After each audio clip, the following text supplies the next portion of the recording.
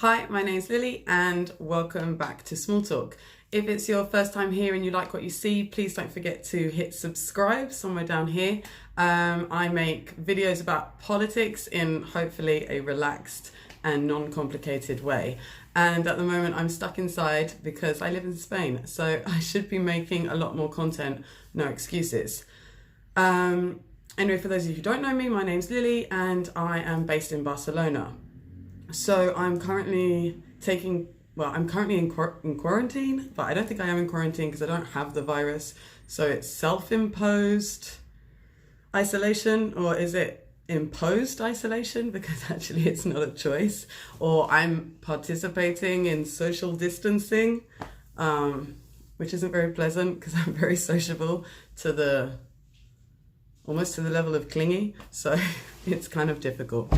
Anyway, just want to talk you through what's happened here.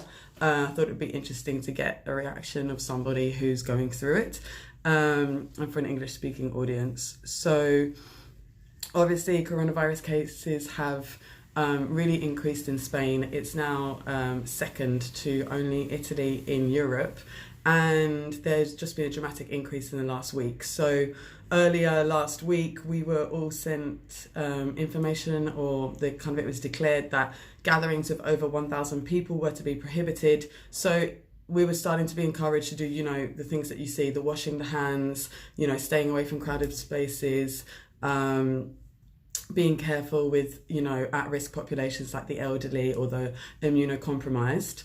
Then suddenly it escalated really quickly. I teach in a university, and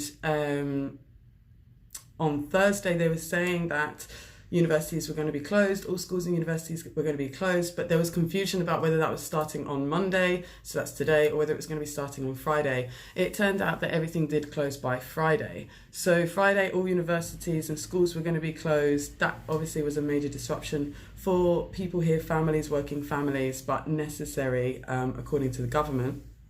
And then things escalated again. So on Saturday, it was announced that, or maybe on Friday actually, it was actually announced, sorry. But it was announced that we would be entering basically the lockdown that had been seen in northern Italy, which has also now been extended across Italy. So that's the entire population of Spain I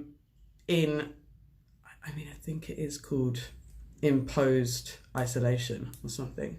Sounds aggressive, but it is. No. So what does that mean concretely? So yesterday was day one and today is day two. So we are not allowed outside apart from to go for food or medical supplies or to care for somebody who is dependent on you or dependent on your care. The only premises that are allowed to stay open, so everything's closed. Bars are closed, restaurants are closed.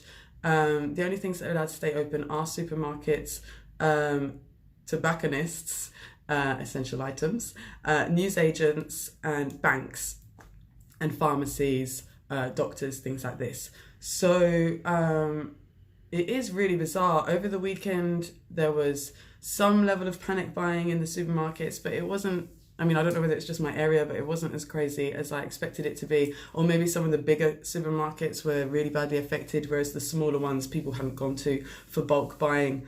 Other than that, essentially yesterday I went to the supermarket and I noticed that basically there's almost no one on the street, or they are hurrying to and fro with bags, showing that it's going to the supermarket. There was a police patrol car going around my area and they had like a speakerphone sort of reminding people that they need to stay inside, that we are now in lockdown. And that was the most bizarre part, because it was Sunday yesterday, you don't really notice that you're in quarantine, or I say quarantine, I don't know why, but you don't really notice that you're having to stay inside because it's Sunday, so maybe you would choose to do that anyway. But when you go outside to the street and a police car is giving you instructions to make sure that you stay inside, it does all feel a bit like a film. And that's when you realise that something's going on. But people are taking it seriously, people don't seem to be breaking the rules. I think that there's an understanding that this is necessary for the health system and the state not to collapse. And, I think that the figures have got to almost 10,000 confirmed cases in Spain with more than 309 deaths. So it escalated so quickly, we could see the direction this was going. It's expected, I think that this runs for at least 2 weeks. The Spanish government did declare a state of emergency on Saturday. And yeah, exactly, outside, that's what it's like. They say that there's a €100 fine if you get caught on the street for what you're not supposed to be there. How much that will be enforced, I don't know, but it is a real deterrent to make sure that people do keep to staying inside as much as possible. Oh, you are allowed to travel to work if your workplace has stayed open.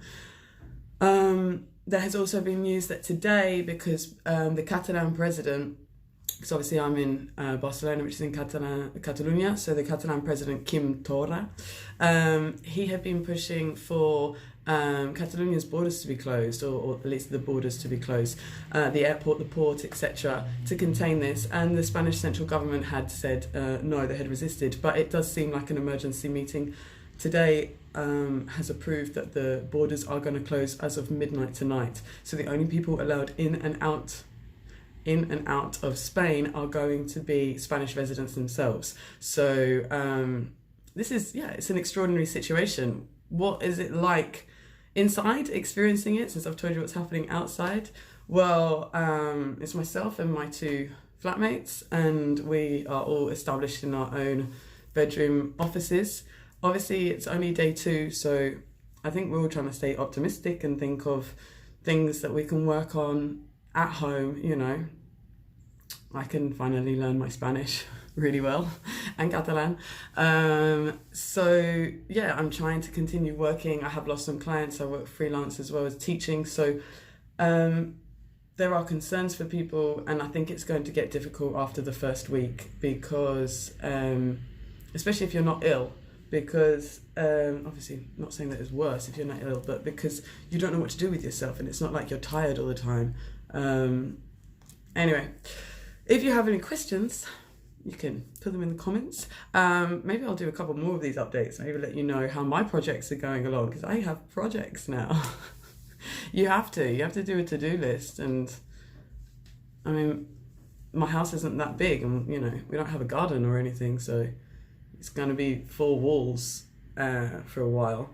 So I'm also going to do a separate video about what's happening in the UK, because it looks like the UK is about to head into daily press conferences. It looks like things are heating up there, like it's going to enter a new phase and situation. But I want to keep that sort of political analysis in another video. So I'm going to talk about what's happening in the rest of the world, what's happening on the politics side of this. But this was just to let you know what's happening here in Spain and my own personal experience of it, which, as of day 2, I'm doing okay, but ask me on day 4 or 5, because I am hyperactive.